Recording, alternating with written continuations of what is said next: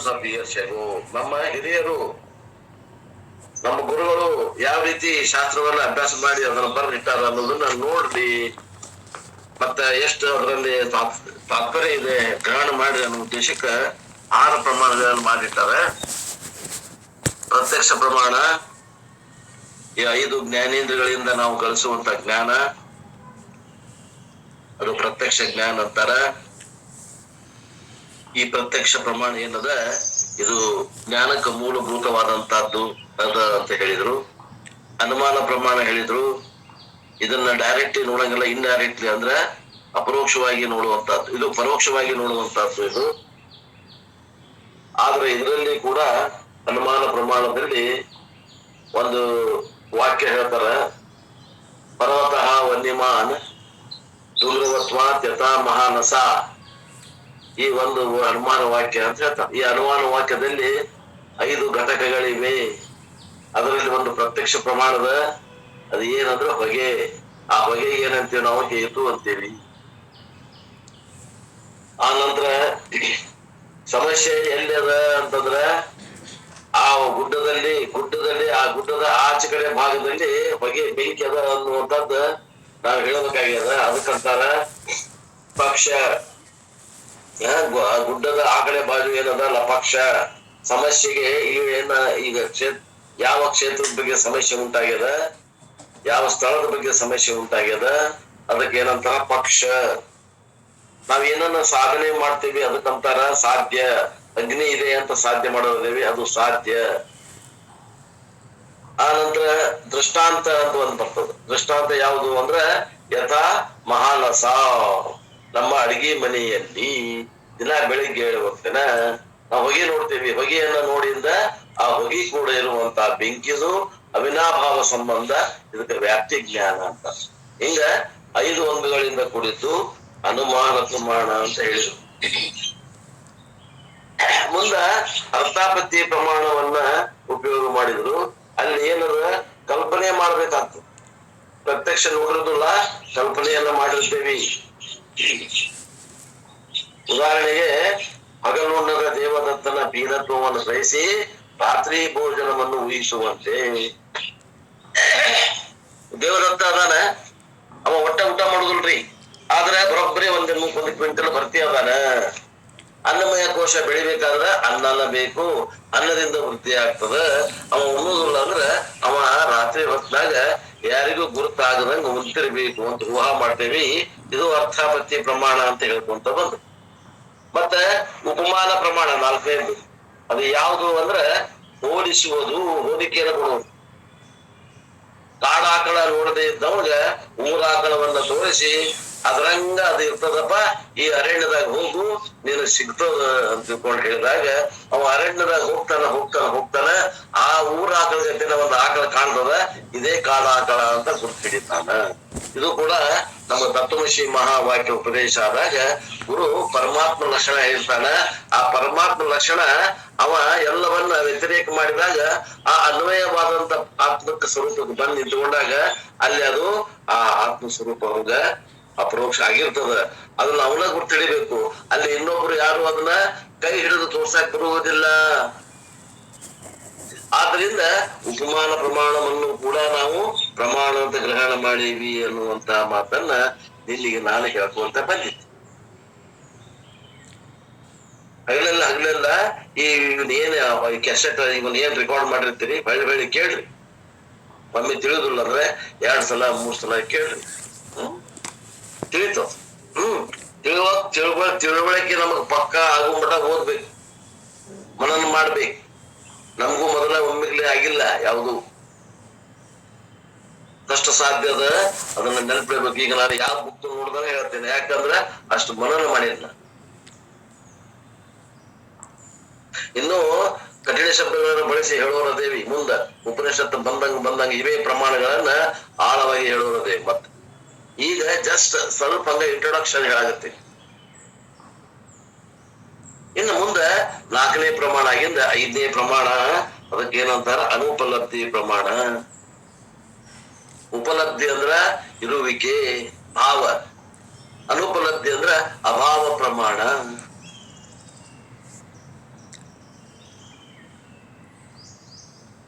ವೃತ್ತಿ ಪ್ರಭಾಕರದಲ್ಲಿ ಅಭಾವ ಪ್ರಮಾಣಕ್ಕೆ ಒಂದು ಅಧ್ಯಾಯ ಅದ.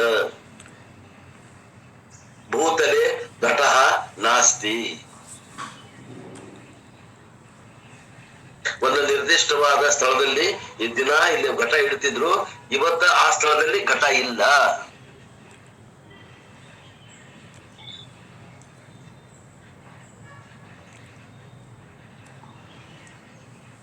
ಅಂತಾರ ನೈಯಾಯಿಕರು ಭೂತಲೆ ಘಟ ನಾಸ್ತಿ. ಘಟಕ್ಕಂತಾರ ಪ್ರತಿಯೋಗಿ, ಆ ಸ್ಥಳಕ್ಕಂತಾರ ಅನಿಯೋಗಿ. ಯಾವುದರ ಅಭಾವ ಹೇಳ್ತೇವಿ ಅದಕ್ಕ ಪ್ರತಿಯೋಗಿ ಹೇಳ್ತೇವಿ, ಎಲ್ಲಿ ಅಭಾವ ಹೇಳ್ತೇವಿ ಅದಕ್ಕ ಅನಿಯೋಗಿ ಹೇಳ್ತೇವಿ. ತಿಳ್ಕೋಬೇಕು. ಯಸ್ಯ ಅಭಾವ ಉಚ್ಯತೆ ಸಹ ಏವ ಪ್ರತಿಯೋಗಿ, ಕುತ್ರ ಅಭಾವ ಉಚ್ಯತೆ ಸಹ ಏವ ಅನುಯೋಗಿ. ಭೂತಲೆ ಘಟ ನಾಸ್ತಿ. ಘಟ ಎಲ್ಲಿಲ್ಲ? ಭೂತಲದಲ್ಲಿಲ್ಲ. ಭೂತಲ ಅನ್ವಯ. ಯಾಕಂದ್ರ ಅದು ಘಟ ಇದ್ದಾಗೂ ಐತಿ, ಘಟ ಇದ್ದಾಗೂ ಐತಿ. ಅದು ಅನ್ವಯ ಯಾವಾಗ್ಲೂ ಐತಿ. ಘಟ ಒಮ್ಮೆ ಇರ್ತದ, ಒಮ್ಮೆ ನೀರಿಗೆ ತಗೊಂಡು ಹೋಗಿದ್ರಂದ್ರ ಆ ಸ್ಥಳದಾಗ ಘಟ ಇರುವುದಿಲ್ಲ. ಅದು ಪ್ರತಿಯೋಗಿ. ಇದನ್ನ ಹಿಡ್ಕೊಂಡು ಜಗ್ಗಾಡ್ತಾರ. ಅನಿಯೋಗಿ ಪ್ರತಿಯೋಗಿ, ಅನಿಯೋಗಿ ಪ್ರತಿಯೋಗಿ ಹಿಡ್ಕೊಂಡು ಜಗ್ಗಾಡ್ತಾರ. ವೃತ್ತಿ ಪ್ರಭಾಕರ 6ನೇ ಅಧ್ಯಾಯದಾಗ ತಾಕತ್ತಿದ್ರ ವಿಚಾರ ಮಾಡುವಂತ ಬುದ್ಧಿ ಎಷ್ಟ ಇದ್ರೂನು ಅಲ್ಲಿ ನಮ್ ಬುದ್ಧಿ ಕಡಿಮೆ ಬೀಳ್ತದ. ನೈಯಾಯಿಕರು ಅಷ್ಟ ಪ್ರಬಲವಾದಂತ ಬುದ್ಧಿವಂತರದಾರ. ಆತ್ಮೀಯರೇ, ಕಣಾದರು ಅಂತಾರ. ನೈಯಾಯಿಕರು ಕಣಾದರು ಅಂತ ಏನದಾರ, ಅವರು ಬುದ್ಧಿವಂತರದಾರ. ಬಹಳ ಬುದ್ಧಿ ಚುರುಕದ. ಪ್ರತಿಯೊಂದು ಒಂದು ಶಾಸ್ತ್ರೀಯ ಶಬ್ದವನ್ನು ಹಾಕಿ ಚೌಕಟ್ಟು ಮಾಡಿ ಮಾತಾಡ್ತಾರ ಅವರು. ಮತ್ತ ನೀವೇನಾರ ಹೆಚ್ಚು ಕಮ್ಮಿ ಮಾತಾಡಿದ್ರಂದ್ರ ಅದ ಚೌಕಟ್ಟಿನಾಗ ನಿಮ್ಮನ್ನ ಸಿಗಿಸಿ ನಿಮ್ಮನ್ನ ಸೋಲಿಸುವಂತ ಸಾಮರ್ಥ್ಯ ಅದ ಅವರಿಗೆ, ನೈಯಾಯಿಕರಿಗೆ.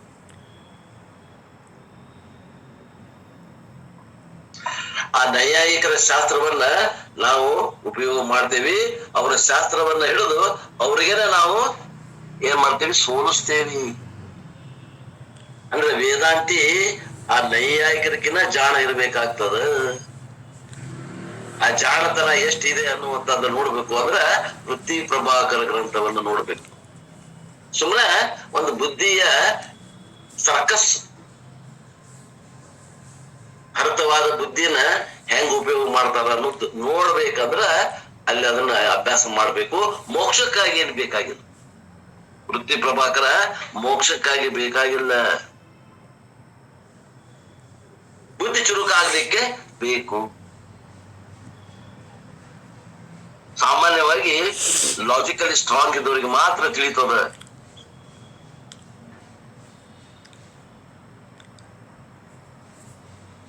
ನಮ್ಗೆ ಇಲ್ಲಿ ಸಿದ್ಧಾರೂಢದಲ್ಲಿ ಒಬ್ರು ಗುರುಗಳು ಬಂದಿದ್ರು. ಅವ್ರ ಹೆಸರು ಏನಂದ್ರ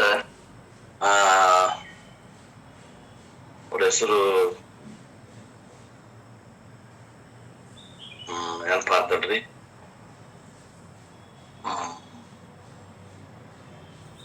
ಏನಾಯ್ತಲ್ರಿ ಸರ್ ಅವ್ರ ಹೆಸರ? ಗುರುನಾಥ್ ಅದೇನಲ್ಲ? ಗುರುನಾಥ್ ಮಹಾರಾಜರ್ರಿ, ಗುರುನಾಥ್ ಮಹಾರಾಜರ್ರಿ. ಅಲ್ಲ, ಗುರುನಾಥ್ ಮಹಾರಾಜ ಬಂದಿದ್ದಲ್ರಿ. ಇವ್ರು ಇನ್ನೊಬ್ಬರು ಬಂದಿದ್ರಿ. ನೋಡೋಣ. ಬಂದಿಲ್ಲ ಅವರು.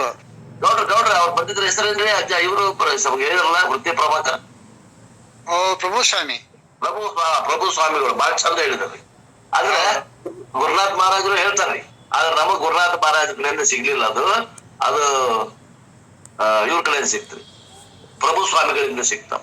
ಬಾಳ ಚಂದ ಹೇಳಿದ್ರು. ಅವ್ರೊಂದ್ ಮಾತು ಹೇಳಿದ್ರು ಕೊನೆಗೆ, ಈ ವೃತ್ತಿ ಪ್ರಭಾಕರವನ್ನ ನೀವು ತಿಳ್ಕೊಂಡು ಹೇಳಾಕತ್ರಿ ಅಂದ್ರ ಹೇಳುದ್ರ ಬಿಡಬಾರ್ದ್ರಿಪ್ಪ. ಅದು ಬಿಟ್ರಂದ್ರ ಅದು ನಿಮ್ಮನ್ನ ಕೈ ಬಿಡ್ತೈತಿ ಅಂದ್ರು.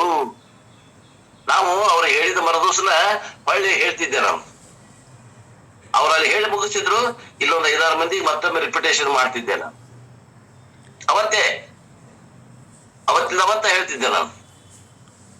ಆದ್ರೆ ಈಗ ಹೇಳಂದ್ರೆ ಮೋಸ್ಟ್ಲಿ ನನಗೆ ಅದು ಬರುವುದಿಲ್ಲ. ಈಗ ಬಹಳ ಕಠಿಣ ಅದು.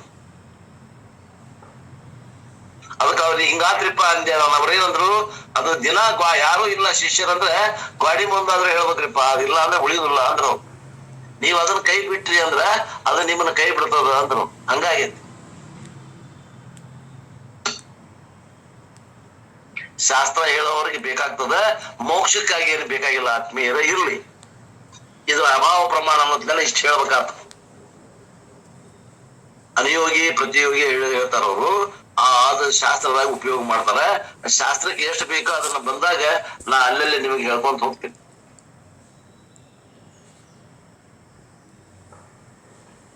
ಎಲ್ಲಿ ಅಭಾವ ಹೇಳ್ತೀವಿ ಆ ಸ್ಥಳಕ್ಕ ಅನಿಯೋಗಿ ಅಂತೀವಿ, ಯಾವ್ದ್ರ ಅಭಾವ ಹೇಳ್ತೀವಿ ಆ ವಸ್ತುವಿಗೆ ಪ್ರತಿಯೋಗಿ ಅಂತೀವಿ. ಇಷ್ಟು ತಿಳ್ಕೊಡ್ರಿ. ಭೂತಲೇ ಘಟ ನಾಸ್ತಿ. ಭೂತಲ ಅನಿಯೋಗಿ ಅದ, ಘಟ ಪ್ರತಿಯೋಗಿ ಅದ.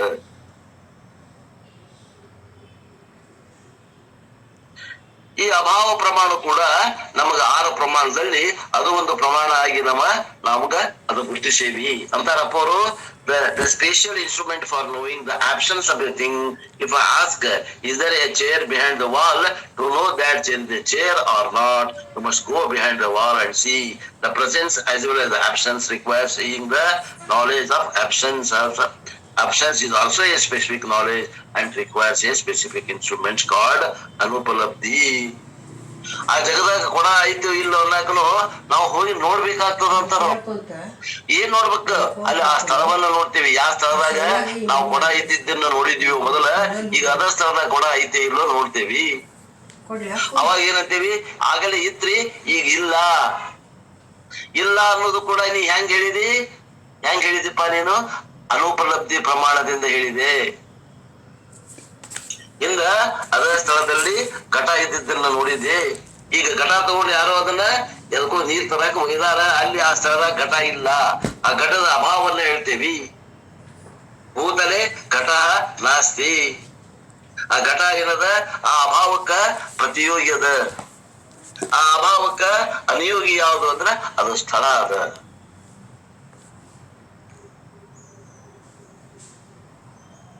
ತಿಳ್ಕೊಡ್ರಿ. ಸ್ವಲ್ಪ ಕಠಿಣ ಅದ, ತಿಳ್ಕೋಬೇಕು. ಅನುಭವ ಸಾರ ಅನಿಯೋಗಿ ಪ್ರತಿಯೋಗಿ ಬಂದದ 3ನೇ ಸಂಧಿ ಒಳಗ.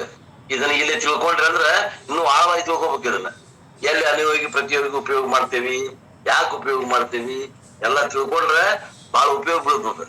ಇಲ್ಲ ಅಂದ್ರೆ ಶಾಸ್ತ್ರ ತಿಳಿಯುದಿಲ್ಲ. ಇಷ್ಟ.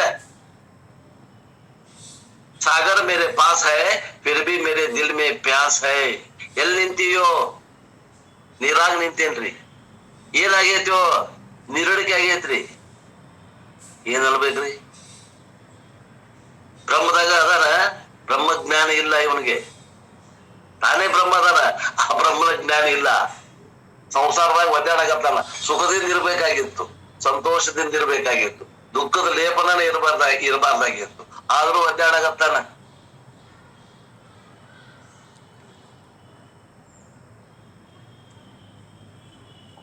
ತಿಳ್ಕೊಳಿಕ್ಕಂದ್ರೆ ಒದ್ದಾಡೋದು, ತಿಳಿದ್ರ ಸುಖದಿಂದಿರೋದು. ಇದೇ ಮೋಕ್ಷ, ಇದೇ ಸಂಸಾರ. ಮನೆಯೇವ ಮನುಷ್ಯಾಣಂ ಕಾರಣಂ ಬಂದ ಮೋಕ್ಷಯೋ. ಚಾವಿ ಇದ್ದಂಗ. Balak ತಿರುಗಿಸಿರಿ lock, ಎಡಕ್ ತಿರುಗಿಸಿರಿ unlock.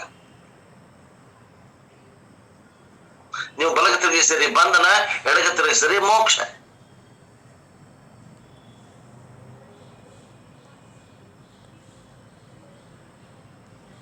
Eyes can see only colors and forms. ಕಣ್ಣಿಗೆ ಏನ್ ಕಾಣ್ತದ್ರಿ? ಬಣ್ಣ ಅಷ್ಟ ಕಾಣ್ತತಿ, ಮತ್ತ ಮೂರ್ತ ಸ್ವರೂಪಗಳು ಕಾಣ್ತಾವ, ಆಕಾರ ಇದ್ದಿದ್ದು ವರ್ತಕ್ಕವು. But you saw the absence of the chair, the absence of the form, the color, abhava cannot be seen. The absence can be known by a particular method called Anupalabdhi. ಮತ್ತೆ ಅಲ್ಲಿ ಏನ್ ನೋಡಿದಪ್ಪ ನೀ? ಈಗ ಕೊಳ ಇಲ್ಲ ಅನ್ಬೇಕಾದ್ರೆ ಏನ್ ನಾಮ ನೋಡಿದ್ಯೋ, ಏನ್ ರೂಪ ನೋಡಿದ್ಯೋ, ಏನ್ ಬಣ್ಣ ನೋಡಿದ್ಯೋ, ಏನ್ ಆಕಾರ ನೋಡಿದ್ಯೋ? ಮತ್ತ ಅಭಾವ ಅಂತ ಹೇಳ್ತೀಯಲ್ಲ ನೀ. ಅಭಾವ ಅಂತ ಹೇಳುವುದು ಕೂಡ ಪ್ರಮಾಣ. Books and books are written on this topic of non existence. ಅಭಾವ ಪ್ರಮಾಣದ ಮ್ಯಾಗ ನೈಯಾಯಿಕರು ಬುಕ್ಗಳ ಬರೆದಾರ.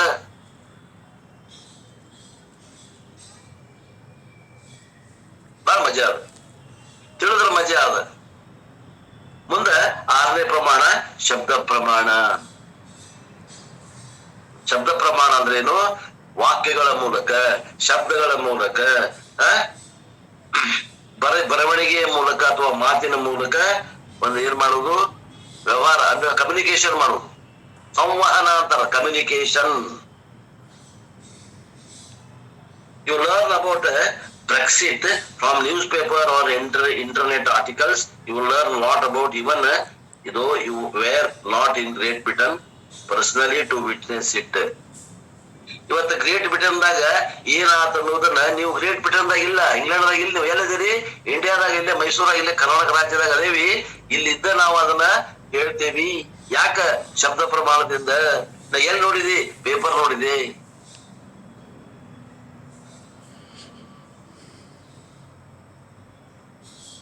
ಅದಕ್ಕ ಶಬ್ದವು ಕೂಡ ಪ್ರಮಾಣದ. ನಾವು ಗೊತ್ತಿಲ್ಲದನ್ನ ಗುರುತು ಮಾಡಿ ಕೊಡ್ತದ.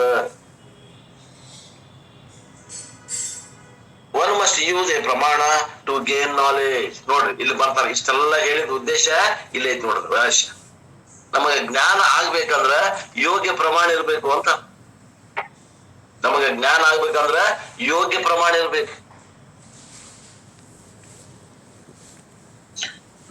The knowledge is valid only if it is born of one of these 6 ಪ್ರಮಾಣಸ್ of the knowledge. ಆ ಜ್ಞಾನಕ್ಕ ಯಾವಾಗ ಮಹತ್ವ ಬರ್ತದೆ, ಯಾವಾಗ ತೂಕ ಬರ್ತದೆ ಅಂದ್ರೆ ಅದು ಈ 6 ಪ್ರಮಾಣಗಳಲ್ಲಿ ಒಂದು ಪ್ರಮಾಣದಿಂದ ನಮಗೆ ಜ್ಞಾನ ಆಗಿರುತ್ತೆ. ಇವು 6ರಾಗ ಒಂದು ಪ್ರಮಾಣದಿಂದ ಜ್ಞಾನ ಆಗಿಲ್ಲ ಅಂದ್ರೆ ಆ ಜ್ಞಾನ ಅದು ಜ್ಞಾನವೇ ಅಲ್ಲ, ಅದು ಕಲ್ಪನೆ. ನೋಡ್ರಿ ಎಲ್ಲಿಗೆ ಹಸ್ತಾರ ಹೋಗಿ, ಈಗ ಎಲ್ಲಿ ಬರ್ತಾರ? ನಿಮ್ ಕರ್ಕೊಂಡು ಎಲ್ಲಿ ಹೋಗ್ತಾರ? Hiranna ರಜನೇನ? Hiranna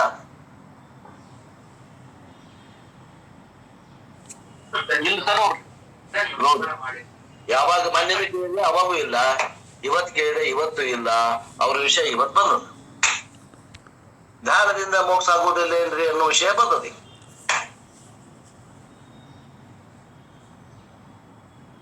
Knowledge is valid only if it is born out of one of these 6 instruments of knowledge. ಈ 6 ಪ್ರಮಾಣಗಳಲ್ಲಿ ಯಾವ್ದಾದ್ರೂ ಒಂದು ಪ್ರಮಾಣದಿಂದ ಬಂದಂತ ಜ್ಞಾನಕ್ಕ ಅದಕ್ಕೆ ತೂಕದ. ಈ 6 ಪ್ರಮಾಣದಿಂದ ಒಂದೂ ಪ್ರಮಾಣದಿಂದ ಜ್ಞಾನ ಬಂದಿಲ್ಲ, ಏನೋ ಒಂದು ಬಂದಂಗ ಆಗೈತಿ ಜ್ಞಾನದಂಗ ಅಂದ್ರ ಅದು ಜ್ಞಾನ ಅಲ್ಲ.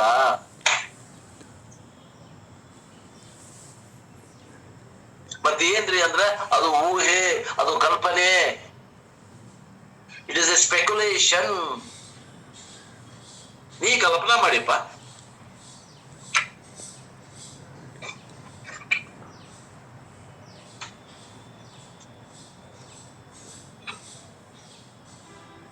No new knowledge can happen by just meditation.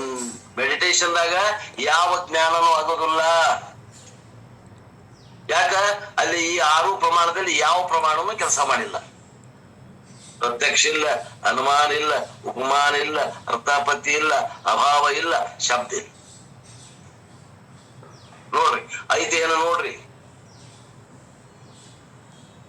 ಏನೈತಲ್ಲಿ ಜ್ಞಾನದಾಗ? Only the existing knowledge is recycled. ಏನ್ ಜ್ಞಾನ ಮೊದಲಿಂದ ಐತಿ ಅದನ್ನ ಬೇರೆ ರೂಪಾಂತರ ಮಾಡ್ಯಾರ. ಇದ್ದಂತ ಜ್ಞಾನವನ್ನ ರೂಪಾಂತರ ಮಾಡ್ಯಾರ. ಅತಸ್ಮಿನ್ ತದ್ಬುದ್ಧಿ ಇತಿ ಧ್ಯಾನಂ.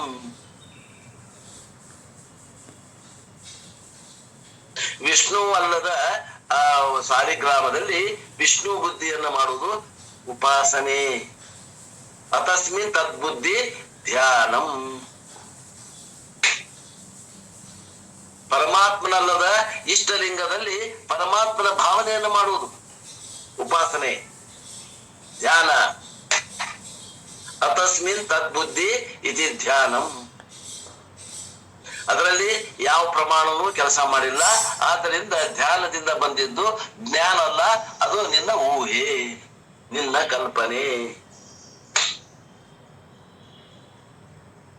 ಕುಂಡಲಿ ಯೋಗ, ಅವು ಬಣ್ಣಗಳು, ಚಕ್ರಗಳು ಎಲ್ಲ ನಿನ್ನ ಕಲ್ಪನೆ. ಆಪರೇಷನ್ ಮಾಡಿ ನೋಡಿದ್ರೆ ಯಾವ ಚಕ್ರನೂ ಇಲ್ಲ, ಅಲ್ಲಿ ಯಾವ ಬಣ್ಣನೂ ಇಲ್ಲ, ಯಾವ ಅಕ್ಷರನೂ ಇಲ್ಲ.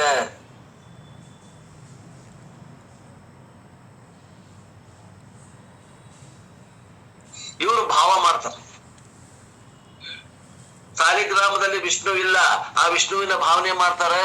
ಕಂಡಕಿ ನದಿಯೊಳಗೆ ಸಿಗುವಂತ ಒಂದು ಕಲ್ಲಿಗೆ ಅದು ಸಾಲಿಗ್ರಾಮ ಅಂತಾರೆ, ಅದರಲ್ಲಿ ವಿಷ್ಣು ಭಾವನೆಯನ್ನು ಮಾಡ್ತಾರೆ ವೈಷ್ಣವರು.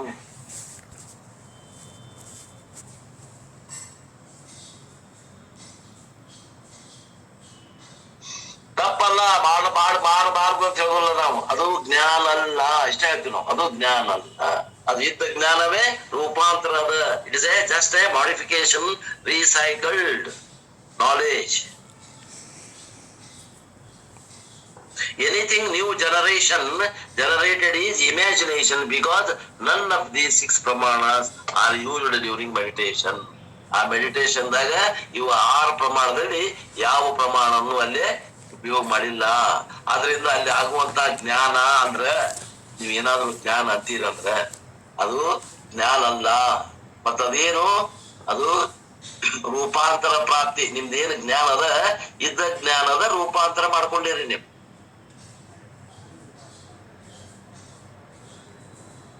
ಅದೇನದ? ಸಾಲಿಗ್ರಾಮನ ಐತಿ, ಅದರಲ್ಲಿ ವಿಷ್ಣುವಿನ ಬುದ್ಧಿ ಮಾಡಿರಿ. ಅದೇನದ? ಇಷ್ಟಲಿಂಗ ಐತಿ, ಅಲ್ಲಿ ನೀವು ಪರಮಾತ್ಮನನ್ನ ಧ್ಯಾನ ಮಾಡಿರಿ. ಅಲ್ಲಿ ಏನದ? ನಿಮ್ಮ ಇಷ್ಟ ದೇವತೆ ಐತಿ, ಅದರಲ್ಲಿ ಪರಮಾತ್ಮನ ಭಾವನೆ ಮಾಡಿರಿ. ಅದು ಆಲಂಬನ.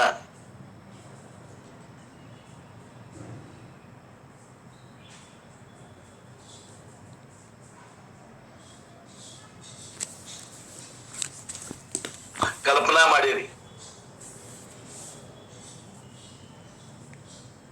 ಲಕ್ಷ್ಮೀನಾರಾಯಣ ಪೂಜೆ, ಸತ್ಯನಾರಾಯಣ ಪೂಜೆ ಮಾಡೀವಿ.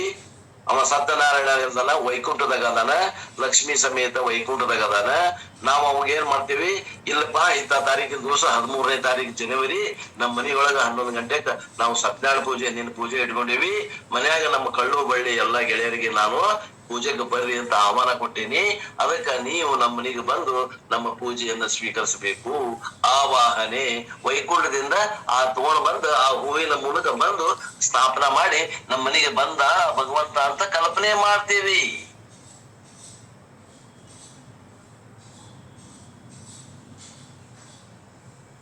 ವ್ಯಾಪಕವಾಗಿರುವಂತ ಪರಮಾತ್ಮಗ ನೋಡ್ರಿ ನಮ್ದು ಹೆಂಗದ ಬುದ್ಧಿ. ಎಲ್ಲಾ ಕಡೆ ಇರುವಂತ ಪರಮಾತ್ಮಗ ಒಂದು ಜಗ ಮಾಡಿ ಅವಾಗ ವೈಕುಂಠ ಮಾಡಿಟ್ವಿ. ಆ ವೈಕುಂಠದಿಂದ ಬಾರಪ್ಪ ಅಂತ ಕರ್ಕೊಂಡ್ ಬಂದ ಆ ಹೂವಿನ ಮೂಲಕ ಅವ ಎಳ್ಕೊಂಡ್ ಬಂದು ಅವನಲ್ಲಿ ಬಂದು ಕುಂಡ್ರಿಸಿ ಸ್ಥಾಪನಾ ಮಾಡಿ ನಮ್ಮ ಮನೆಯಾಗ ಪೂಜೆ ಸ್ವೀಕಾರ ಮಾಡಪ್ಪ, ನಮಗ ನಮ್ಮ ಭಕ್ತಿಯನ್ನ ಸ್ವೀಕಾರ ಮಾಡು, ನಮಗ ಕೇಳಿದ ಫಲಗಳನ್ನ ಕೊಡು. ಆ ನಂತರ ಎಲ್ಲಾ ಮುಗಿದ್ಮ್ಯಾಗ ಉತ್ತರ ಪೂಜೆ, ನಿನ್ನ ಸ್ಥಾನಕ್ಕೆ ಮರಳಿ ನಿನ್ನ ಸ್ಥಾನಕ್ಕ ಹೋಗು ಮತ್ ಕಳಿಸ್ಕೊಡೋದು. ಅಂದ್ರ ನಾವೆಲ್ಲ ಕಲ್ಪನಾ ಮಾಡ್ತೀವಿ. ಅದ್ರ ಕಲ್ಪನೆ, ಶಾಸ್ತ್ರ ಏನು ಇಲ್ಲ ಅದರಲ್ಲಿ. ಕಲ್ಪನೆ, ಉಪಾಸನೆ, ಕಲ್ಪನೆ. 6 ಪ್ರಮಾಣದಾಗ ಯಾವ ಪ್ರಮಾಣವೂ ಉಪಯೋಗ ಮಾಡಿಲ್ಲ ಅಲ್ಲಿ. ಆದ್ರಿಂದ ಇದು ಜ್ಞಾನ ಅಲ್ಲ, ಧ್ಯಾನವು ಜ್ಞಾನವಲ್ಲ ಅಂತಾರ ಅಪ್ಪೋರು. ಮುಂದೆ one requires an appropriate instrument of knowledge. ಜ್ಞಾನ ಬೇಕಂದ್ರೆ ಅದಕ್ಕೆ ಜ್ಞಾನಕ್ಕ ಸಾಧನ. ಪ್ರಮಾ ಕರಣಂ ಪ್ರಮಾಣಂ. ಪ್ರಮಾ ಅಂದ್ರೆ ಜ್ಞಾನ, ಕರಣಂ ಅಂದ್ರೆ ಸಾಧನ. ಆ ಜ್ಞಾನಕ್ಕ ಸಾಧನ ಅಂದ್ರೆ ಯಾವ್ದು ಒಂದು ಸಾಧನೆ ಬೇಕಾಗ್ತದ, ಅದಕ್ಕೇನಂತಾರ? ಪ್ರಮಾಣ ಬೇಕಾಗ್ತದೆ. ಪ್ರಮಾಣಜನ್ಯ ಜ್ಞಾನಕ್ಕನ ನಾವು ಜ್ಞಾನ ಅಂತೇವೆ ಹೊರತು ಪ್ರಮಾಣ ಇಲ್ಲದ ಆಗುವಂತ ಜ್ಞಾನಕ್ಕ ನಾವು ಕಲ್ಪನೆ ಅಂತೀವಿ. The Shastra say that we do not have a choice in the use of an instrument to obtain a specific type of knowledge. ನಮಗೆ ಯಾವ್ದಾದ್ರು ನಿರ್ದಿಷ್ಟ ಪ್ರಕಾರದ ಜ್ಞಾನ ಆಗ್ಬೇಕಂದ್ರ ನಾವು ಇಂಥ ಪ್ರಮಾಣನ ಉಪಯೋಗ ಮಾಡ್ಬೇಕಂತ ನೇಮದ. ನಾವು ಸಿಕ್ಕಿದ್ದನ್ನು ಉಪಯೋಗ ಮಾಡಕ್ ಬರುದಿಲ್ಲ. To know the colour you must use the eyes. ಈ ಒಂದು ಹೂವದ, ಈ ಹೂವಿನ ಬಣ್ಣದ ಯಾವ್ದದ ಅಂತ ಕೇಳಿದ್ರ ಆ ನೇತ್ರದಿಂದ ನೋಡಿ ಪ್ರಮಾಣವನ್ನು ಉಪಯೋಗ ಮಾಡೇ ಹೇಳ್ಬೇಕಾಗ್ತದ. ನಾ ನೇತ್ರನ ಉಪಯೋಗ ಮಾಡುದಿಲ್ಲ, ನಾ ಬೇರೆ ಪ್ರಮಾಣ ಉಪಯೋಗ ಮಾಡ್ತೇನೆ ಅನ್ನಾಕ್ ಬರುವುದಿಲ್ಲ. ತಿಳ್ಕೊಳ್ರಿ.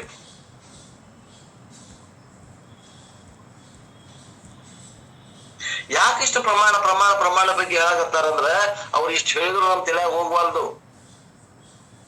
ಆ ವೇದವೇ ಪ್ರಮಾಣ ಅನ್ನುವಂಥದ್ದು ನಮ್ಗಿನ್ನೂ ಅರ್ಥನ ಆಗ್ಬಾರ್ದು. The knowledge to be acquired is whether I am a miserable Jivatma or wonder wonderful ಪರಮಾತ್ಮ. ನಮ್ಗೆ ಏನ್ ಆಗ್ಬೇಕಾಗೈತಿ ಜ್ಞಾನ ಅಂದ್ರ, ನಾನು ದುಃಖಿ ಸಂಸಾರಿ ಮನುಷ್ಯ ಅದೇನೋ, ಏನು ಸುಖಿ ಪರಮಾತ್ಮ ಅದೇನೋ ಅನ್ನುವಂಥದ್ದು ನಮಗೆ ಜ್ಞಾನ ಆಗ್ಬೇಕಾಗ್ಯದ. ಮತ್ತೊಬ್ಬರ ಬಗ್ಗೆ ಅಲ್ಲ, ನಾನು ಯಾರು ಜ್ಞಾನ ಆಗ್ಬೇಕಾಗ್ಯದ. ಆ ಜ್ಞಾನಕ್ಕ ಯೋಗ್ಯವಾದ ಪ್ರಮಾಣ ಬೇಕಾಗ್ಯದ.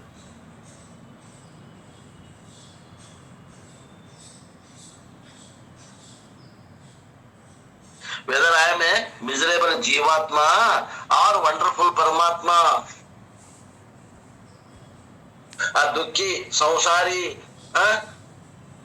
ಕಷ್ಟದಲ್ಲಿ ಕೈ ತೊಳೆಯುವಂತ ಜೀವಿ ನಾನದೇನೋ, ಆನಂದ ಸಾಗರದಲ್ಲಿ ಮುಳುಗಿದ ಪರಮಾತ್ಮನ ಅದೇನು ಅನ್ನುವಂತಹದ್ದು ಜ್ಞಾನ ಬೇಕಾಗ್ಯದ.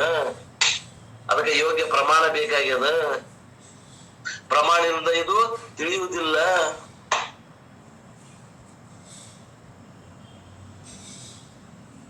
ಈ ಜ್ಞಾನಕ್ಕ ಯೋಗ್ಯ ಪ್ರಮಾಣ ಬೇಕು. ಆ ಪ್ರಮಾಣ ಯಾವುದು? ಈ ಆರಿನಲ್ಲಿ ಯಾವ್ದಾದ್ರು ಉಪಯೋಗ ಬರ್ತದೇನೋ?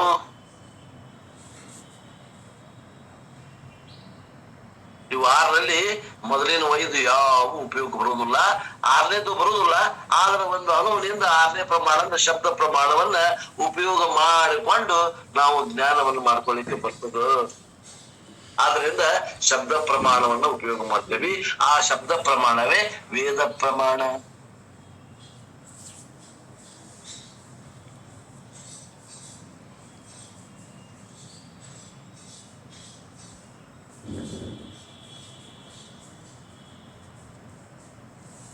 ಪ್ರತ್ಯಕ್ಷ ಪ್ರಮಾಣ ಎಲ್ಲಿ ಉಪಯೋಗ ಬೀಳ್ತದ ಅಂದ್ರ, ಈ ಜಗತ್ತಿನ ವಿಷಯ ವಸ್ತುಗಳನ್ನ ಅರಿಲಿಕ್ಕೆ ಉಪಯೋಗ ಬೀಳ್ತದೆ. ಯಾವ್ದಕ್ಕ? ನಾಮರೂಪದ ಆ ವಸ್ತುಗಳನ್ನ ಹೇಳಿಕೆ, ಘಟ ಇದು ಪಟ ಅಂತ ಹೇಳಿಕೆ ಉಪಯೋಗ ಬೀಳ್ತದ ಪ್ರತ್ಯಕ್ಷ ಪ್ರಮಾಣ. ನಮ್ಮ ನೇತ್ರಾದಿಗಳು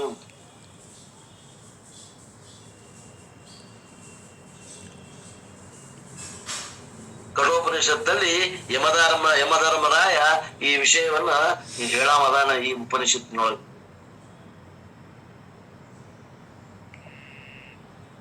ಆದ್ರೆ ಇವು 5 ಜ್ಞಾನೇಂದ್ರಿಯಗಳು, ಕಣ್ಣು ಕಿವಿ ಮೂಗು ನಾಲಿಗೆ ಚರ್ಮ ಏನದಾವು, ದೇ ಆರ್ ಇನ್ಕೆಪೇಬಲ್ ಆಫ್ ಆಬ್ಜೆಕ್ಟಿಫೈಯಿಂಗ್ ಆತ್ಮ.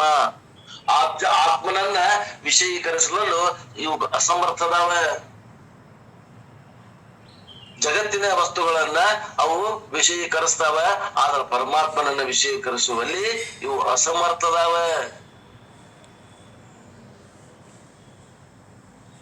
ಆತ್ಮ ಈ ಶರೀರ ಮನಸ್ಸು ಬುದ್ಧಿಗಳ ಹಿಂದೆ ಅದಾನ. ಮನಸ್ಸು ಬುದ್ಧಿ ಶರೀರದ ಮುಂದೆ ಇರುವಂತ ವಸ್ತುಗಳನ್ನ ಇವು ಪ್ರಮಾಣಗಳು ತಿಳಿತಾವ. ಕಣ್ಣು ಕಿವಿ ಮೂಗು ನಾಲಿಗೆ ಇವುಗಳ ಮುಂದಿದ್ದ ವಸ್ತುಗಳನ್ನ ತಿಳಿತದ. ಈ ಹಿಂದದ ಆತ್ಮ ಅದು. ಆ ಹಿಂದಿದ್ದ ವಸ್ತುಗಳನ್ನು ತಿಳಿಯುವ ಸಾಮರ್ಥ್ಯ ಈ ಇಂದ್ರಿಯಗಳಿಗೆ, ಈ 5 ಜ್ಞಾನೇಂದ್ರಿಯಗಳಿಗಿಲ್ಲ.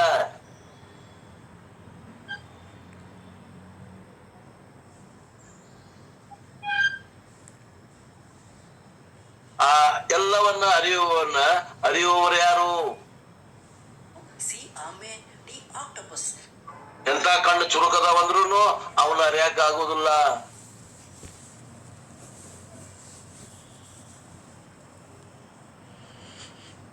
ಒಂದು ಮೈಕ್ರೋಸ್ಕೋಪ್ ಅದ. ನಾವು ದವಾಖಾನೆ ಒಳಗ ರಕ್ತ ಪರೀಕ್ಷೆ ಮಾಡ್ತೇವಿ, ಮೂತ್ರ ಪರೀಕ್ಷೆ ಮಾಡ್ತೇವಿ. ಆ ಮೂತ್ರದಲ್ಲಿ ಸೂಕ್ಷ್ಮವಾದ ಯಾವ ರೋಗಾಣು ಅದಾವ ಅವನ್ನ ಮ್ಯಾಗ್ನಿಫೈ ಅಂದ್ರ ದೊಡ್ಡದನ್ನ ಮಾಡಿ ತೋರಿಸ್ತದ. ಅದು 1000 ಪಟ್ಟು 1,00,000 ಪಟ್ಟು ದೊಡ್ಡದನ್ನ ಮಾಡಿ ತೋರಿಸ್ತದ. ಅಂತ ಮೈಕ್ರೋಸ್ಕೋಪ್ ಅನ್ನ ಹಾಕಿ ನೋಡಿದ್ರ ಸಣ್ಣ ಸಣ್ಣ ವಸ್ತುಗಳು ದೊಡ್ಡವಾಗಿ ಕಾಣ್ತಾವ. ಎಂತ ಪವರ್ಫುಲ್ ಮೈಕ್ರೋಸ್ಕೋಪ್ ಐತಂದ್ರೂ ಕೂಡ ಆ ಮೈಕ್ರೋಸ್ಕೋಪಿನ ಮುಂದಿದ್ದಂತ ವಸ್ತುಗಳನ್ನ ಹೇಳ್ತೈತೆ ಹೊರತು ಆ ಮೈಕ್ರೋಸ್ಕೋಪ್ ಅದ ಹಿಂದದಲ್ಲ ಆ ಮೈಕ್ರೋಸ್ಕೋಪಿಸ್ಟ್ ಅವನ ಬಗ್ಗೆ ಅದು ಏನು ಹೇಳುವುದಿಲ್ಲ. ತಿಳ್ಕೊಳ್ರಿ, ಜ್ಞಾನೇಂದ್ರಿಗಳು ಹಿಂಗದಾವ, ಮೈಕ್ರೋಸ್ಕೋಪ್ ಇದ್ದಂಗ ಅದಾವ.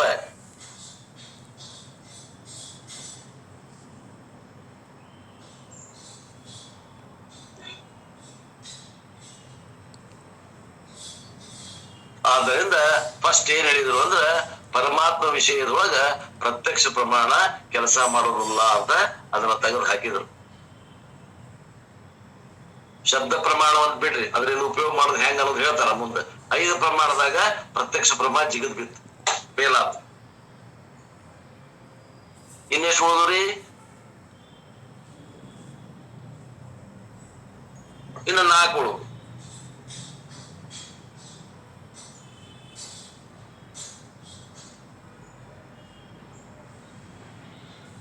ಅವು 4 ಕೂಡ ಅವು ಪ್ರತ್ಯಕ್ಷ ಪ್ರಮಾಣದ ಮ್ಯಾಗ ಅವಲಂಬನವ, ಸ್ವತಂತ್ರ ಇಲ್ಲವು. ಆದ್ರಿಂದ ಅವು ಉಪಯೋಗ ಇಲ್ಲ. ಯಾಕ? ಅನುಮಾನ ಪ್ರಮಾಣದಾಗ ಹೇತು ಪ್ರತ್ಯಕ್ಷದ, ಉಪಮಾನ ಪ್ರಮಾಣದಾಗ ಹೋಲಿಕೆ ಪ್ರತ್ಯಕ್ಷದ,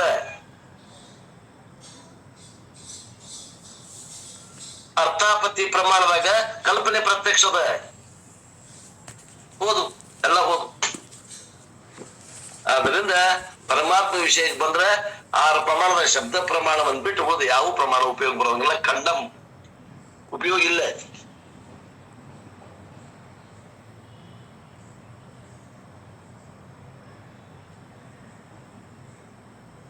ಅಂತಾರ ಅಪ್ಪೋರಲ್ಲಿ ಒಂದ್ ಮಾತು ಹೇಳ್ತಾರ, to diagnose the disease a doctor may use ಪ್ರತ್ಯಕ್ಷ on what he can see. ಒಬ್ಬ ಪೇಷಂಟ್ ಬರ್ತಾನ ಡಾಕ್ಟರ್ ಕಡೆ, ನನಗೆ ಗುಳ್ಳಿ ಆಗ್ಯಾವ ನೋಡ್ರಿ ಅಂತ. ನಾವು ಈ ಗುಳ್ಳಿ ಆಗ ಕಾರಣ ಏನು ಅವ ಕಂಡು ಹಿಡಿತಾನ. ಗುಳ್ಳಿ ನೋಡಿ ಯಾಕೆ ಇದು ಏನ ಕಾರಣ, ಈ ಕಾಯಿಲೆ ಏನದ ಪ್ರತ್ಯಕ್ಷ ನೋಡ್ತಾನವ. ಒಂದ್ ಏನನ್ನು ಮೈಯಾಗ ಜ್ವರ ನೋಡ್ತಾನ, ಪ್ರತ್ಯಕ್ಷ ನೋಡ್ತಾನ, ಮುಟ್ಟಿ ನೋಡ್ತಾನ, ಅದು ಪ್ರತ್ಯಕ್ಷ ಪ್ರಮಾಣನೇ. ಮೈ ಮ್ಯಾಗ ಗುಳ್ಳಿ ಆಗ್ಯಾವ ಕಣ್ಣಲ್ಲಿ ನೋಡ್ತಾನ, ಮೈಯಾಗ ಜ್ವರ ಅದಾವ ಮುಟ್ಟಿ ನೋಡ್ತಾನ, ಸ್ಪರ್ಶ ಜ್ಞಾನದಿಂದ ನೋಡ್ತಾನ. ಪ್ರತ್ಯಕ್ಷ ನೋಡಿ ಓಹೋ ಹಿಂಗಾಗ್ಲಿಕ್ಕೆ ಯಾವ ರೋಗ ಇರ್ಬೇಕು, ಒಳಗ್ ಬ್ಯಾಕ್ಟೀರಿಯಾ ಯಾವ್ದು ಇರ್ಬೇಕು ಊಹಾ ಮಾಡ್ತಾವ. ಕಾಯಿಲೆ ಯಾವ್ದದ ಅಂತ ಡಯಾಗ್ನೋಸ್ ಮಾಡ್ತಾನ, ಪತ್ತೆ ಹಚ್ತಾನವ. To diagnose the disease that he cannot directly see. ಆ ರೋಗ ಕಾಣ್ತದನ್ರಿ ಅವಾಗ? ಇಲ್ಲ, ಅವಾಗೇನ್ ಕಾಣ್ತದ? ಆ ರೋಗದ ಲಕ್ಷಣ ಕಾಣಕತ್ತದ. ರೋಗ ಕಾಣಕತ್ತಿಲ್ಲ, ರೋಗವನ್ನು ಊಹಾ ಮಾಡ್ತಾನವ. ಪ್ರತ್ಯಕ್ಷ ನೋಡ್ತಾನ ಏನು? ರೋಗದ ಲಕ್ಷಣ ನೋಡ್ತಾನ. ಆರು ಬಿಟ್ಟು ಜ್ವರ ಬರ್ತಾವ್ರಿ, ನಾಲ್ಗೆ ತೆಗಿ ಅಂತಾನ. ನಾಲ್ಗೆ ಮ್ಯಾಗ ಕಿಟ್ ಐತೆ ನೋಡ್ತಾನ, ಟೈಫಾಯ್ಡ್ ಅಂತ ಹೇಳ್ತಾನ. ನಾಲ್ಗೆ ಮ್ಯಾಗ ಕಿಟ್ ಇಲ್ಲ, ಜ್ವರ ಆರು ಬಿಟ್ಟು ಬರ್ತಾವ, ಮಲೇರಿಯಾ ಇರಬೇಕು ಅಂತ ಗೆಸ್ ಮಾಡ್ತಾನ. ರಕ್ತ ಪರೀಕ್ಷೆ ಮಾಡಿಸ್ಕೊಂಡ್ ಬರ್ರಿ, ಮಲೇರಿಯಾ ಅಂತ ಹೇಳ್ತಾನ. ಮಲೇರಿಯಾ ಪ್ಯಾರಾಸೈಟ್ ಐತಿ, ಇತ್ತಂದ್ರ ರಕ್ತದಾಗ ಇತ್ತಂದ್ರ ಅದ್ ರಕ್ತ ಸಿಗ್ತೈತಿ. ಅವಾಗ ಯಾವ ಮಲೇರಿಯಾ ಐತಿ ಅದಕ್ಕ ಟ್ರೀಟ್ಮೆಂಟ್ ಕೊಡ್ತಾನ. ಅಂದ್ರ ಅವನು ಕೂಡ ಯಾವ ಪ್ರಮಾಣ ಉಪಯೋಗ ಮಾಡಿದ? ಅನುಮಾನ ಪ್ರಮಾಣ ಉಪಯೋಗ ಮಾಡ್ತಾನ. ಪ್ರತ್ಯಕ್ಷ ಒಂದು ಏನನ್ನ ನೋಡ್ತಾನ, ಅನುಮಾನ ಪ್ರಮಾಣದಿಂದ ಕಾಯಿಲೆ ಯಾವ್ದಂತ ಜಡ್ಜ್ ಮಾಡ್ತಾನ, ಗುರುತಿಸಿ ಅದಕ್ಕೆ ತಕ್ಕ ಉಪಚಾರವನ್ನ ಕೊಡ್ತಾನ. He reads the test report. ರಕ್ತ ಪರೀಕ್ಷೆ ಮಾಡ್ಸ್ಕೊಂಡ್ ಬಂದಿರೇನು? ಅದು ಯಾವ ಪ್ರಮಾಣ? ಅದು ಪ್ರತ್ಯಕ್ಷ ಪ್ರಮಾಣ. And then infers what disease is. ಅನುಮಾನ ಪ್ರಮಾಣದಿಂದ ಕಾಯಿಲೆಯನ್ನ ಊಹಾ ಮಾಡ್ತಾನೆ. Presumption ಅರ್ಥಾಪತ್ತಿ is also based on ಪ್ರತ್ಯಕ್ಷ. ಅರ್ಥಾಪತ್ತಿನೂ ಪ್ರತ್ಯಕ್ಷದ ಮ್ಯಾಗ ಅವಲಂಬಿತ ಐತಿ. ಅರ್ಥಾಪತ್ತಿ ಪ್ರಮಾಣದಾಗ ಏನಾಯ್ತ್ರಿ? ಪ್ರತ್ಯಕ್ಷ ಅಂದ್ರ ದೇವದತ್ತನ ಪಿಂಡ ಪ್ರತ್ಯಕ್ಷದ ನೋಡ್ರಿ. ಅವನ ಪೀನತ್ವವನ್ನು ಗ್ರಹಿಸಿ ರಾತ್ರಿ ಭೋಜನವನ್ನು ಊಹಾ ಮಾಡ್ತಾನ. It is based on presumption that it is rained. You need not experience the water-logged roads. ರಾತ್ರಿ ಮಳೆ ಆಗ್ಯದ, ಏನ್ ನೋಡ್ತಾನ? ಮಳಿ ನೋಡಿಲ್ಲ. ಓಣಿ ತುಂಬ ನೀರ್ ಬಿದ್ದಾವ. ಮುಂಜಾನೆ ನೋಡ್ತಾನ, ಓಣಿ ತುಂಬ ತೆಗ್ಲಾಗೆಲ್ಲ ನೀರ್ ನಿಂತಾವ. ಒಂದ್ ಮಳಗಟ್ಲ ನೀರ್ ನಿಂತಾವ. ಏನ್ ಹೊಳ ಲ್ಯಾಂಡ್ ಇತ್ತು, ಇವತ್ತು ಮಳಗಟ್ಲೆ ನೀರ್ ನಿಂತದಂದ್ರ ರಾತ್ರಿ ನಾನು ಖಬರ್ಗೆಟ್ಟಿದ್ದೆ ಹೊಡೆದಾಗ ತಾಸುಗಟ್ಲೆ ಮಳಿ ಹೊಡೆದಿರ್ಬೇಕು ಅಂತ ಕಲ್ಪನಾ ಮಾಡ್ತಾನ. ಇಲ್ಲಿ ಯಾವ್ದು ಪ್ರತ್ಯಕ್ಷದ? ಓಣ್ಯಾಗ ನಿಂತಿದ್ ನೀರು ಪ್ರತ್ಯಕ್ಷದ. ಕಲ್ಪನಾ ಏನ್ ಮಾಡ್ತಾನ? ರಾತ್ರಿ ಮಳಿ ಕಲ್ಪನಾ ಮಾಡ್ತಾನ. ಮಳಿ ನೋಡ್ಯಾನೇನು? ಇಲ್ಲ.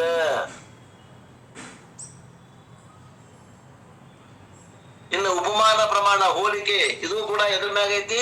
ಪ್ರತ್ಯಕ್ಷ ಪ್ರಮಾಣದ ಮ್ಯಾಗ ಐತಿ. ನೋಡ್ತಾನವ. ಆಕಳ ಊರಾಕಳ ಜೊತೆ ಐತೇನು? ಊರಾಕಳ ತಲೆಯಾಗ ಇಟ್ಕೊಂಡಲ್ಲ ಮನಸ್ನಾಗ. ಆ ಕಾಳಾಕಳ ಊರಾಕಳ ಜೊತೆ ಐತೇನು ನೋಡಾಕತ್ತಾನ. ಹೋಲಿಕೆ ಅದು ಕೂಡ ಪ್ರತ್ಯಕ್ಷವಾಗಿ ನೋಡಿದ ಅನುಭವಕ್ಕ ತಿಕ್ಕಿ ನೋಡಾಕತ್ತಾನವ, ಹೋಲಿಸಿ ನೋಡಾಕತ್ತಾನ. ಅದು ಪ್ರತ್ಯಕ್ಷ ಪ್ರಮಾಣದ ಮ್ಯಾಗನ ಅವಲಂಬಿತ ಐತಿ. ನೀವು ಊರ್ ಆಕಳ ನೋಡಿದ್ರ ಅಷ್ಟ ಕಾಡ್ ಆಕಳ ಗುರ್ತಿಸಾಕ್ ಬರ್ತದೆ. ಒಬ್ಬ ಅದಾನ ಕುರುಡ, ಊರ್ ಆಕಳ ನೋಡಿಲ್ಲ, ಕಾಡ್ ಆಕಳ ಗುರ್ತಿಸಾಕ್ ಬರೋದಿಲ್ಲ. ಆದ್ದರಿಂದ ಉಪಮಾನ ಪ್ರಮಾಣವು ಕೂಡ ಪ್ರತ್ಯಕ್ಷ ಪ್ರಮಾಣದ ಮ್ಯಾಗನ ಅವಲಂಬಿತ ಐತೈ. Non-cognition, ಅನುಪಲಬ್ಧಿ is useful only for studying the absence of things. ಅಭಾವ ಪ್ರಮಾಣ, ಅನುಪಲಬ್ಧಿ ಪ್ರಮಾಣ ಅಭಾವವನ್ನು ಹೇಳ್ತದ. ಭೂತಲೆ ಘಟ ನಾಸ್ತಿ, ಆ ಭೂತಲದಲ್ಲಿ ಇಂತ ಒಂದು ಫಲಾನ್ಫಲಿ ಸ್ಥಳದಲ್ಲಿ ಘಟ ಇದ್ದು ಈಗಿಲ್ಲ. ಅಭಾವ ಪ್ರಮಾಣವನ್ನು ಹೇಳಲಿಕ್ಕೆ ಅನುಪಲಬ್ಧಿ ಪ್ರಮಾಣ ಉಪಯೋಗ ಬರ್ತದ. ಆದ್ರ ಭಗವಂತ ಅಭಾವ ಅಲ್ಲ, ಭಾವದಾನ. ಆದ್ದರಿಂದ ಇವು 4 ಪ್ರಮಾಣಗಳು ಬಿದ್ದು ಹೋದವು. 4 ಒಂದು ಪ್ರತ್ಯಕ್ಷ, 5 ಪ್ರಮಾಣಗಳಿಂದಲೂ ಭಗವಂತನನ್ನ ತಿಳಿಲಿಕ್ಕೆ ಬರುವುದಿಲ್ಲ.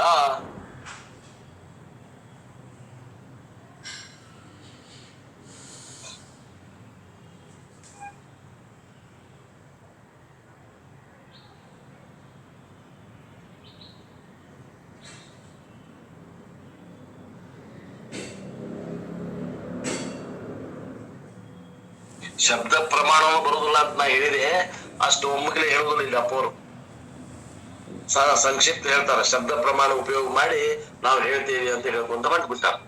ನಾವು ಶಬ್ದ ಪ್ರಮಾಣವನ್ನು ಹೇಳಕ್ ಬರುದಿಲ್ಲ ಅಂತ ಹೇಳ್ತೀವಿ, ಅವನ್ನು ಅನುವಿನಿಂದ ಹೇಳ್ತೀವಿ. ಶಬ್ದ ಪ್ರಮಾಣದಿಂದ ಇದ ಬ್ರಹ್ಮ ಅಂತ ಹೇಳಕ್ ಬರುದಿಲ್ಲ, ಯಾವ್ದು ಅಲ್ಲ ಅಂತ ಹೇಳ್ತೀವಿ.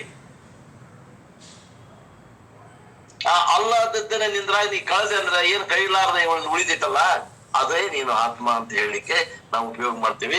ಅದನ್ನ ಮುಂದಿನ ಉಪನಿಷತ್ನಾಗ ಹೇಳ್ತಾರಪ್ಪ ಅವರು. ಈಗ ಏನಂತಾರ, ಶಬ್ದ ಪ್ರಮಾಣದಿಂದ ತಿಳಿತೀವಂತ ಇಷ್ಟು ತಿಳ್ಕೊಳ್ರಿ, ಹೆಚ್ಚಿಗೆ ತ್ರಾಸ ಕೊಡುದಿಲ್ಲ.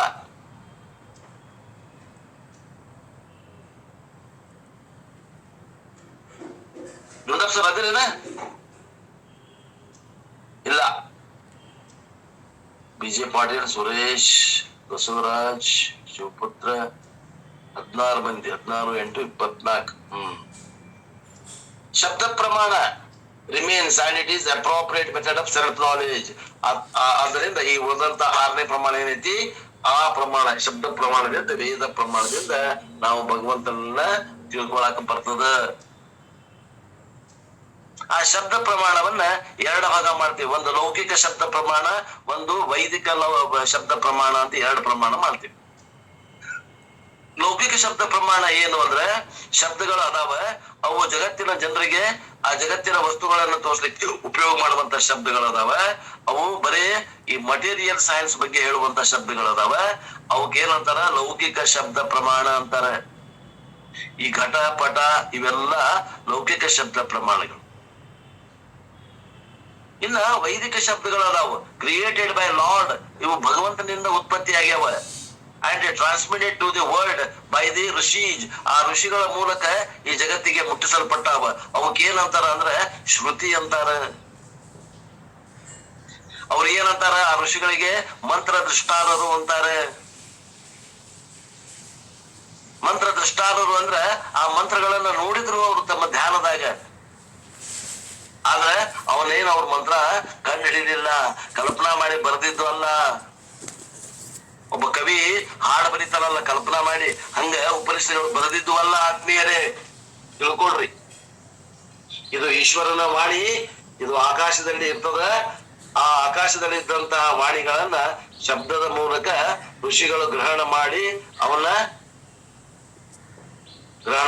ಮಾಡಿ ಸ್ಟೋರ್ ಮಾಡಿದ್ದಾರೆ. ಮೊದಲು ಎಲೆಯೊಳಗ ಸ್ಟೋರ್ ಮಾಡಿದ್ರು, ಈಗ ಪ್ರಿಂಟಿಂಗ್ ಬಂದ್ಮ್ಯಾಗ ಬುಕ್ನಾಗ ಬರ್ಬರ್ದು ಇಡಾಗತ್ತ. ಅವರು ವೇದಗಳ ಮಂತ್ರಗಳನ್ನ ಕಂಡು ಹಿಡಿದಿಲ್ಲ. ಬುದ್ಧಿಮತ್ತೆಯಿಂದ, ಯಾವ ಋಷಿಯ ಬುದ್ಧಿಮತ್ತೆಯಿಂದ ಬಂದಂತ ಮಂತ್ರಗಳು ಅಲ್ಲ ಇವು. ಅಪೌರುಷಿಯ ವಾಣಿ ಅದಾವ, ಈಶ್ವರನ ವಾಣಿ ಅದಾವ. But discovered the already existent mantras. ಅವ್ರ ಋಷಿಗಳು ಏನ್ ಮಾಡಿದ್ರು, ಆ ಪ್ರಕೃತಿಯಲ್ಲಿ ಇದ್ದಂತಹ ಆ ಮಂತ್ರಗಳನ್ನ, ಏನು ಈಶ್ವರನ ವಾಣಿ ಇತ್ತು, ಆ ವಾಣಿಗಳನ್ನ ಅವರು ಗ್ರಹಣ ಮಾಡಿದ್ರು. ಅದಕ್ಕ ಋಷಿಗಳಿಗೆ ನಾವು ಆಂಟೆನಾ ಅಂತೇವಿ. ಟ್ರಾನ್ಸಿಸ್ಟರ್ ಹೆಂಗ್ ಒಂದು ಆಂಟೆನಾ ಇರ್ತದ, ಹಂಗ ಋಷಿಗಳಿಗೆ ಆಂಟೆನಾ ಅಂತ ಉಪಯೋಗ ಮಾಡ್ತೀವಿ ನಾವು. ಅವ್ರು ಯಾರು ಮಂತ್ರ ದೃಷ್ಟಾರದಾರ ಹೊರತು ಯಾರು ಮಂತ್ರಗಳನ್ನ ಅವ್ರು ಕಲ್ಪನಾ ಮಾಡಿ ಬರ್ದಿದ್ದಲ್ಲ.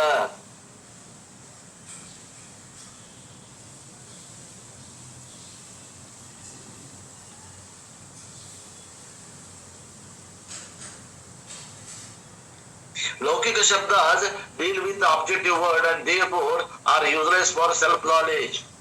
ಲೌಕಿಕ ಶಬ್ದ ಪ್ರಮಾಣ ಏನದ ಅವು ಲೌಕಿಕ ವಸ್ತುಗಳನ್ನು ತಿಳಿಸ್ತಾವ ಹೊರತು ಘಟಪಟಗಳನ್ನು ತಿಳಿಸ್ತಾವ ಹೊರತು ಪರಮಾತ್ಮ ತತ್ವವನ್ನು ತಿಳಿಸ್ಲಿಕ್ಕೆ ಅವು ಸಾಮರ್ಥ್ಯ ಇಲ್ಲ ಅವಕ್ಕ. These are the study of the observed and not observers. The observed cannot be observed. ಲೌಕಿಕ ಶಬ್ದಗಳು ಏನ್ ಮಾಡ್ತಾವ ಅಂತಂದ್ರೆ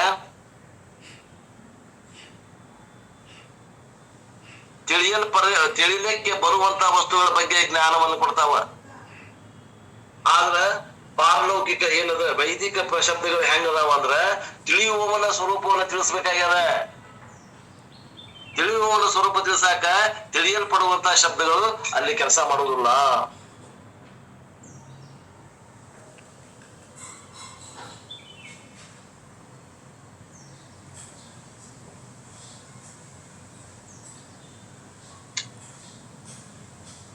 ತಿಳಿಯಲ್ಪಡುವ ವಸ್ತುವಿಗಿಂತನೂ ಭಗವಂತ ಬೇರೆ ಅದಾನ, ತಿಳಿಯಲ್ಪಡದೆ ಇರುವಂತ ವಸ್ತುವಿಗಿಂತನೂ ಭಗವಂತ ಅದಾನ.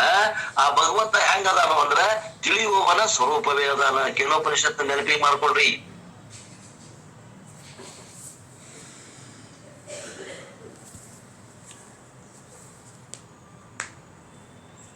ಆದ್ರಿಂದ ಇನ್ನು ನಾವು ಭಗವಂತನ ತಿಳಿಬೇಕು, ಪರಮಾತ್ಮನ ತಿಳಿಬೇಕಂದ್ರೆ ಯಾವ ಶಬ್ದಗಳು ಉಪಯೋಗ ಮಾಡಬೇಕು ಅಂತಂದ್ರೆ ವೈದಿಕ ಶಬ್ದಗಳನ್ನ ಉಪಯೋಗ ಮಾಡಬೇಕು. ಆ ವೈದಿಕ ಶಬ್ದಗಳಲ್ಲಿ ಮತ್ತೆ ಎರಡು ಭಾಗ ಅದಾವ. ಒಂದು ವೇದ ಪೂರ್ವ ಶಬ್ದ, ಒಂದು ವೇದಾಂತ ಶಬ್ದ. ವೇದ ಪೂರ್ವ ಭಾಗದಾಗ ಕರ್ಮಕಾಂಡ ಮತ್ತು ಉಪಾಸನಾ ಕಾಂಡ ಬರ್ತದ. ಅಲ್ಲಿ ಕೆಲವು ಶಬ್ದಗಳನ್ನ ಬಳಸ್ಯಾರ. ಅವಕ್ಕೇನಂತಾರ ವೇದ ಪೂರ್ವ ಭಾಗದ ಶಬ್ದಗಳು.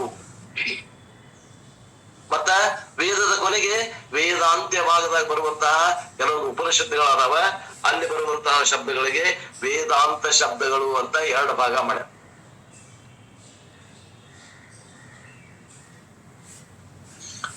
ಆ ವೇದ ಪೂರ್ವ ಭಾಗದಲ್ಲಿ ಬರುವಂತಹ ಶಬ್ದಗಳು ಕೂಡ ಪರಮಾತ್ಮ ತತ್ವವನ್ನು ತಿಳ್ಕೊಳ್ಳಿಕ್ಕೆ ಅಸಮರ್ಥ ಅದಾವ. ಅಲ್ಲಿ ಬರೀ ಯಜ್ಞ ಯಾಗಾದಿಗಳನ್ನ ಮಾಡುವುದು, ಉಪಾಸನೆ ಮಾಡುವುದು ಹೇಳ್ತಾರೆ. ದೈಹಿಕ ಮತ್ತು ಮಾನಸಿಕ ಕರ್ಮಗಳನ್ನು ಹೇಳ್ತಾರೆ. ದೈಹಿಕವಾಗಿ ಮಾಡುವಂತಹದಕ್ಕೆ ಕರ್ಮಕಾಂಡ ಅಂತಾರ, ಮನಸ್ಸಿನಿಂದ ಮಾಡುವಂತ ಕರ್ಮಗಳಿಗೆ ಉಪಾಸನಾ ಕಾಂಡ ಅಂತಾರ. ಎರಡು ಕರ್ಮಗಳೇ. ಆ ಎರಡೂ ಕಾಂಡದಲ್ಲಿ ಬಳಸುವಂತಹ ಶಬ್ದಗಳು ಏನದಾವ ಅವು ಕೂಡ ಪರಮಾತ್ಮ ಜ್ಞಾನಕ್ಕ ಸಹಾಯ ಆಗುವುದಿಲ್ಲ. ತಿಳ್ಕೊಡ್ರಿ.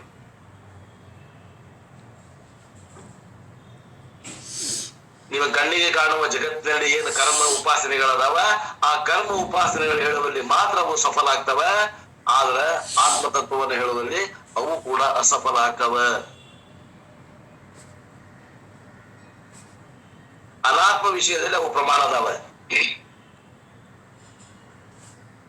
ಇನ್ನು ಉಳಿತು ಯಾವುದು? ವೇದಾಂತ ಶಬ್ದ ಪ್ರಮಾಣವನ್ನು ಉಳಿತು.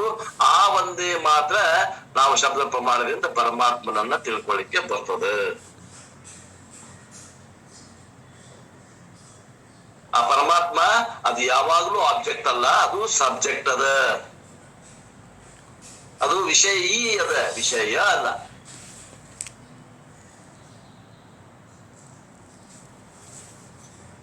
ನಮ್ಮ ಕಣ್ಣು ಎಲ್ಲಾ ನೋಡ್ತದ. ನಮ್ಮ ಕಣ್ಣನ್ನ ನೋಡುದು ಹೆಂಗ? ನಮ್ಮ ಕಣ್ಣನ್ನ ನೋಡ್ಬೇಕಂದ್ರ ನಮಗ ಕಣ್ಣಿನ ಹೆಂಗ್ ಬೇಕು ಹಂಗ ನಮ್ಮ ಸ್ವರೂಪವನ್ನು ನೋಡ್ಬೇಕಂದ್ರ ವೇದಾಂತ ಭಾಗದ ಶಬ್ದಗಳೇ ಬೇಕು. ಬೇರೆ ಶಬ್ದಗಳು ಕೆಲಸ ಮಾಡುವುದಿಲ್ಲ. ಅಂದ್ರೆ ವೇದಾಂತ ಪ್ರಮಾಣ ನಮ್ಮ ಪರಮಾತ್ಮ ತತ್ವವನ್ನ ತಿಳ್ಕೊಳ್ಳಿಕ್ಕೆ ಬರ್ತೈತಿ ಅಂದಂಗ.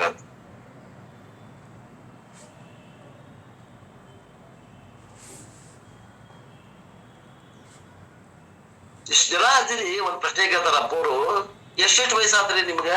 ಯಾರಿಗೋ 30, ಯಾರಿಗೋ 40, ಯಾರಿಗೋ 50, ಯಾರಿಗೋ 60, ಯಾರಿಗೋ 70, ಯಾರಿಗೋ 80, ಯಾರಿಗೋ 90, ಯಾರಿಗೋ 100 ಸಲ ಬಂದಿವಿ.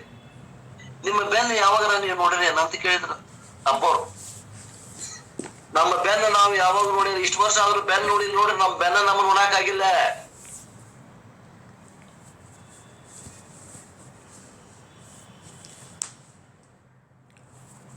ನಿಮ್ಮ ಬೆನ್ನ ನೋಡಕ್ ಆಗಿಲ್ಲ ಅಂದ್ರೆ ನಿಮ್ಮ ಆತ್ಮನ ನೋಡಕ್ ಹೆಂಗ್ ಬರ್ತೈತ್ರಿ ಅಂತಾರ ಗುರುಗಳು. ನೀವು ಆತ್ಮನನ್ನ ನೋಡ್ಬೇಕಂದ್ರೆ ವೇದಾಂತ ಪ್ರಮಾಣ ಉಪಯೋಗ ಮಾಡಿ ನಿಮ್ಮ ಬೆನ್ನ ನೋಡುವ ಕಲೆ ಐತಲ್ಲಿ, ನಿಮ್ಮ ಆತ್ಮ ನೋಡುವಂತ ಕಲೆ ಐತಿ. ಆ ಶಬ್ದಗಳಿಂದ ಭಗವಂತನನ್ನ ನೋಡ್ಲಿಕ್ಕೆ ಬರ್ತದ.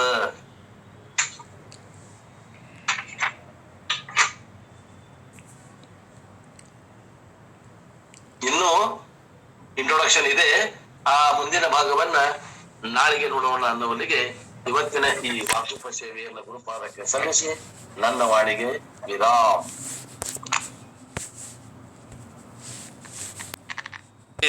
ವಿಮಲ ಪರಂ ಜ್ಯೋತಿ ಬೆಳಗುತ್ತಿದೆ, ಮಾತು ಮನಂಗಳಿಂದ ತತ ಮೀರಿದ ಸಾತಿಶಯದ ನಿರೂಪಾದ್ಕ ನಿರ್ಮಲ ಜ್ಯೋತಿ ಬೆಳಗುತ್ತಿದೆ, ವಿಮಲ ಪರಂ ಜ್ಯೋತಿ ಬೆಳಗುತ್ತಿದೆ. ಶಿವಧರ್ಮ ನಾಳೆಂತೆಂಬ ಕಂಬದ ಮೇಲೆ, ಶಿವಧರ್ಮ ನಾಳೆಂಬ ಕಂಬದ ಮೇಲೆ ಸುವೇಕ ಹೃದಯಾಬ್ಜಪನತೆಯೋಳು ಸವಿಯದ ಸದ್ಭಕ್ತಿ ರಸತೈಲ ತೀರಿದ, ಸವಿಯದ ಸದ್ಭಕ್ತಿ ರಸತೈಲ ತೀರಿದ, ಪ್ರವಿಮಳ ಕಳೆ ಎಂಬ ಒತ್ತಿ ಹಿಡಿದು ದಿವ್ಯ ಜ್ಯೋತಿ ಬೆಳಗುತ್ತಿದೆ, ವಿಮಲ ಪರಂ ಜ್ಯೋತಿ ಬೆಳಗುತ್ತಿದೆ. ಮುಸುಕಿದ ವಿಷಯ ಪತಂಗ ಬೇತುರುಳೆ, ಮುಸುಕಿದ ವಿಷಯ ಪತಂಗ ಬೇತುರುಳೆ, ತಾಮಸ ಬುದ್ಧಿ ಎಂಬ ಕತ್ತಲೆ ಅಳಿ, ತಾಮಸ ಬುದ್ಧಿ ಎಂಬ ಕತ್ತಲೆ ಅಳಿ, ಮಸಗಿಸು ಜ್ಞಾನಂ ತ್ಯಂಬ ಮಹಾಪ್ರಭೆ, ಮಸಗಿಸು ಜ್ಞಾನಂ ತ್ಯಂಬ ಮಹಾಪ್ರಭೆ, ಪಸರಿಸಿ ಮಾಯಾ ಕಾಳಿಕ ಪೋತನುಪಮ ಜ್ಯೋತಿ ಬೆಳಗುತ್ತಿದೆ, ವಿಮಲ ಪರಂ ಜ್ಯೋತಿ ಬೆಳಗುತ್ತಿದೆ.